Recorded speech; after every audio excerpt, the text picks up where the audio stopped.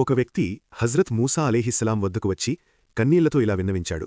ఓ అల్లాహ్ ప్రవక్త, నేను చాలా పేదవాడిని. దయచేసి అల్లాహ్ను ఇలా అడగండి, నా జీవితకాలంలో నాకుండే మొత్తం రిస్క్ని ఒక్కరోజులోనే నాకివ్వమని. కనీసం ఒక్కరోజైనా నా పొట్టనిండా తినగలగాలి. అప్పుడు హజ్రత్ మూసా అలీహిస్సలాం దూరంగా వెళ్లి అల్లా సన్నిధిలో ప్రార్థన చేసి ఈ అభ్యర్థనను సమర్పించారు.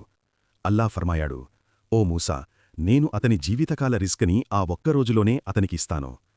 1 సంవత్సరం తర్వాత హజ్రత్ మూసా అలీహిస్సలాం మళ్లీ ఆ గ్రామం గుండా వెళ్లారు. అప్పుడు చూసిన దృశ్యం ఆశ్చర్యకరంగా ఉంది.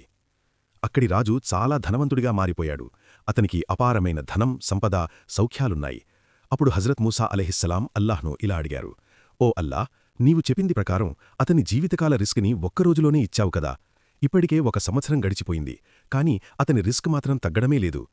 అప్పుడు అల్లా ఇలా ఫర్మాయాడు, ఓ మూసా, నేను అతనికి ఆ రిస్క్ ఇచ్చినప్పుడు అతడు అందులో తనకు అవసరమైన ఒక్కరోజు రిస్క్ మాత్రమే తన వద్ద ఉంచుకున్నాడు. మిగిలినదంతా నా బందాలకు దానం చేశాడు. అతడు నాకు ఇచ్చిన దానికంటే నేను అతనికి ఇంకా ఎక్కువగా తిరిగి ఇచ్చాను. అతడు సదకా చేసే తలుపులు తెరిచాడు, నేను అతనిపై నా రహ్మత్ తలుపులు తెరిచాను. అతడు నాకు ఇస్తూ ఉన్నాడు, నేను అతనికి ఇస్తూ ఉన్నాను.